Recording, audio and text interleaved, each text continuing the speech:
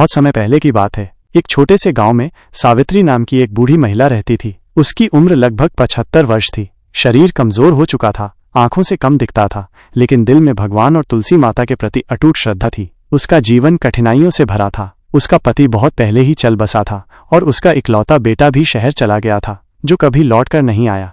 सावित्री अकेली रहती थी, छोटी सी कुटिया में, और एक तुलसी का पौधा उसकी पूरी दुनिया था। वो हर सुबह उठकर सबसे पहले तुलसी माँ को स्नान कराती, साफ जल चढ़ाती, दीपक जलाती और घंटों मंत्र बोलती रहती। लोग उसकी श्रद्धा को देखकर हैरान होते थे। कई बार लोगों ने उसे कहा, माँ जी अब आराम करो, ये सब पूजा पाठ किसके लिए? पर वो मुस्कुराकर कहती, मेरे लिए तुलसी माँ ही सब कुछ है। बेटा छोड़ गया, लेकिन माँ तुलसी हमेशा मेरे साथ हैं।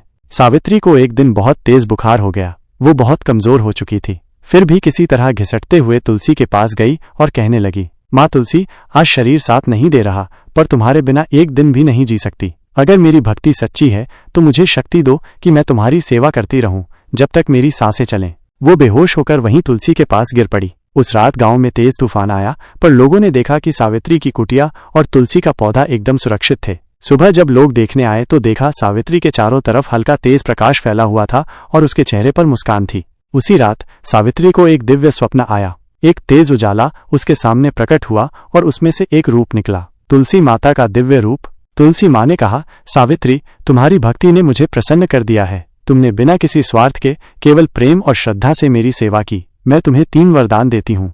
सावित्री ने कांपते स्वर में कहा, माँ, मुझे कुछ नहीं चाहिए, बस आपका आशीर्वाद चाहिए। तुलसी माँ मुस्कुराई और बोली, 1. जब तक तुम जीवित रहोगी तुम्हारे शरीर में नई ऊर्जा बनी रहेगी, तुम कभी दूसरों पर निर्भर नहीं रहोगी।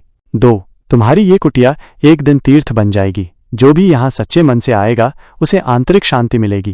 3. तुम्हारा बेटा तुम्हें याद करके पश्चाताप करेगा और लौट आएगा। माँ बेटे का पुनर्मिलन मेरे आशीर्वाद से होगा। कुछ ही दिनों बाद सावित्री बिल्कुल स्वस्थ हो गई। गांव वाले हैरान थे कि अब वो पहले से ज्यादा फुर्तीली और हंसमुख हो गई थी, और कुछ ही हफ्तों में उसका खोया हुआ बेटा लौट आया। आंखों में आंसू, हाथ जोड़कर बोला, माँ, मुझे माफ कर दो, मैंने तुम्हें अकेला छोड़ दिया। माँ ने कुछ नहीं कहा, बस उसे गले लगा लिया। तुलसी के पास बैठकर दोनों ने मिलकर दीपक जलाया।